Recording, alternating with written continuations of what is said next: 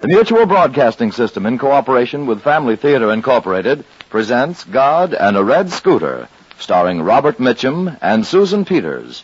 Gregory Peck is your host.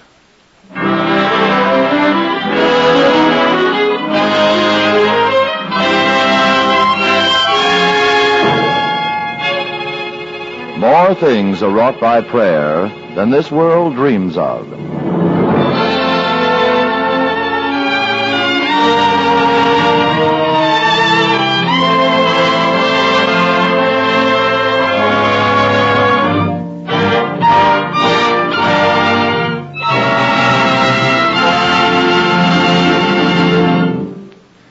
Tonight, Family Theater celebrates its first anniversary.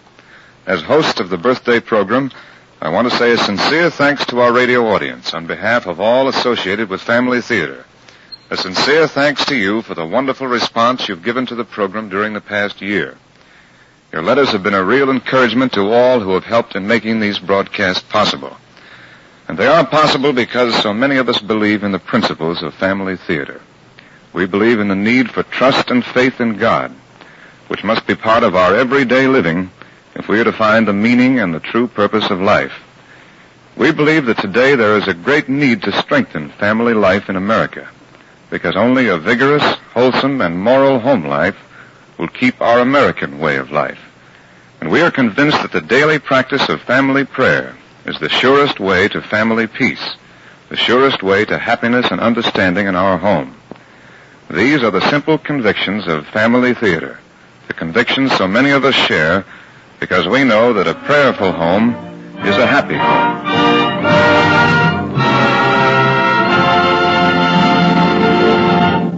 Gregory Peck will return after tonight's play, God and a Red Scooter, starring Robert Mitchum and Susan Peters.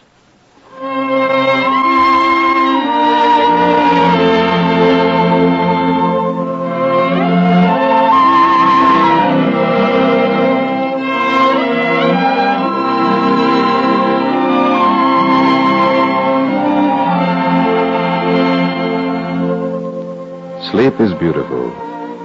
Sleep is a soft hand smoothing the frowns and frets on the tired faces of men. Sleep is a mother hand rocking the cradle of the world, rocking it softly, rocking men and women and all the little children to sweet silence and peace. That's what sleep is. Do you want to know something? I'll tell you. I pity the man who does not know how to sleep.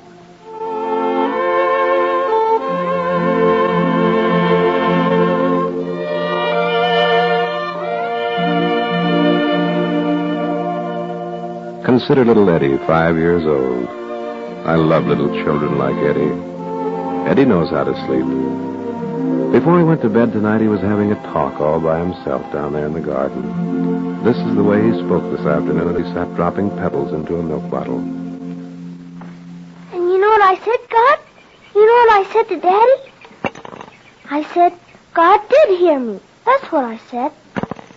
And God, remember when I said, please give me a red scooter like Stevie and Tony got? Remember when I said that? About the scooter? Didn't you hear me, God? Huh? Didn't you? Look, God, I got lots of pebbles. A whole million.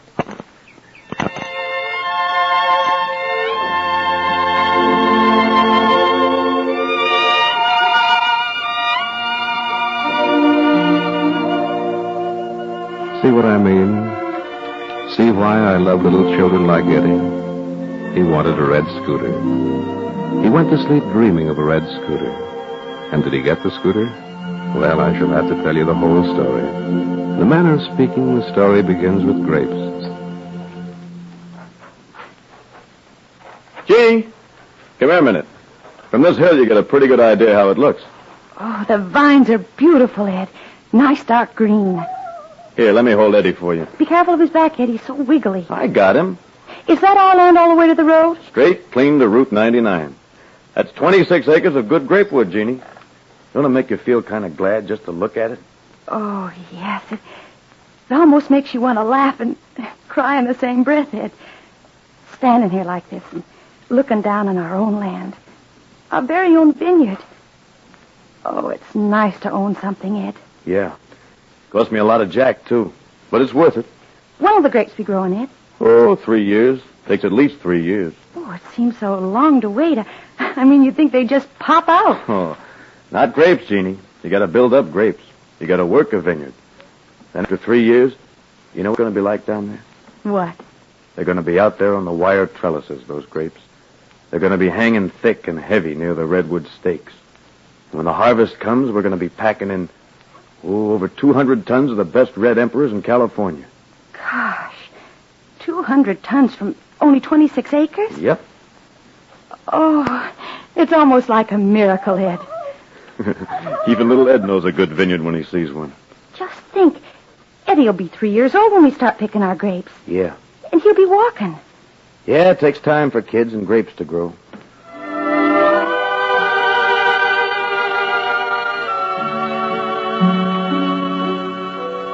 These plans, these husband and wife plans spoken in sunny places are delightful, invariably delightful. But I must repeat, I pity the man who does not know how to sleep. Just listen to him. Maybe I made a mistake. It's risky business. It's a gamble putting all your money into grapes. The man is worrying, mind you, at 1 o'clock in the morning. Could be a shrinkage. Could be a bad market. And then, well, I just can't afford to bump into a tough market. Look at him fidgeting with pencils and papers and doubts. Emperors should sell. Munson said Emperors was a good grape. But I don't know, maybe I should have stocked up with muskets or rabiers. Norton did all right last year with rabiers. All this at 1 o'clock in the morning when he should be asleep with his wife and babies.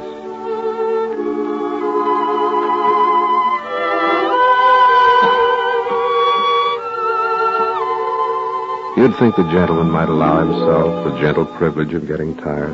At least by 1 o'clock in the morning, you'd think he might yawn and go to bed. Why doesn't he stop fretting? Why doesn't he relax?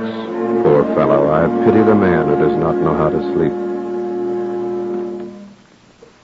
You're not getting enough rest, Ed. Now, don't start fussing again, Jane. Well, you know what the doctor said.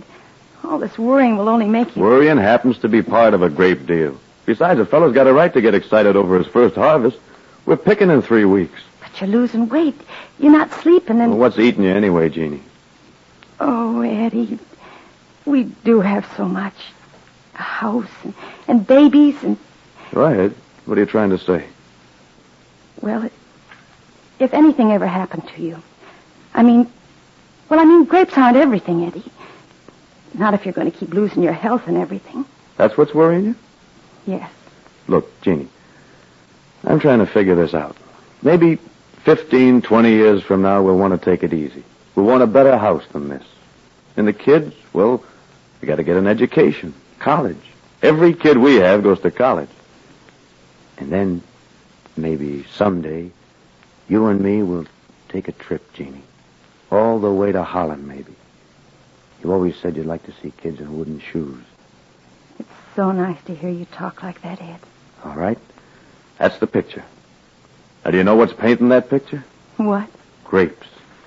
You see those grapes out there tonight? I put 4 years into them. Every cent we own is in those grapes. And right now, this minute, I figure we got over 230 tons on those vines. They'll be ready for the lug boxes in 3 weeks. Now, if anything goes wrong with them, Jeannie, well, it's going to put an awful big dent in things. Nothing's going to go wrong with the grapes, Ed. A lot of things can go wrong with them. The trouble with you, Ed, is that you haven't got enough faith. Listen, Jeannie, you do the praying and let me look after the grapes, will you?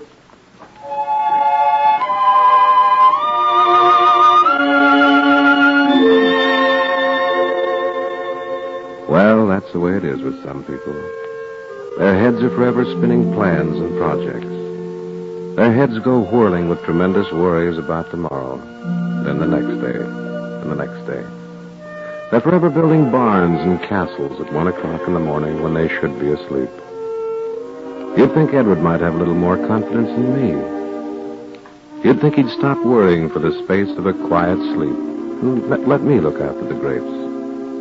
For I do have a way with grapes, with vines and branches.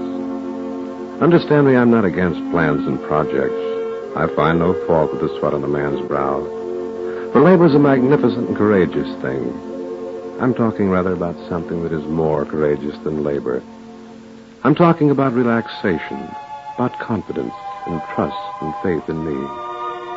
I like the man who sleeps. I love the man who relaxes and who, like a child, rests easily in the arms of my providence. Not so with Edward.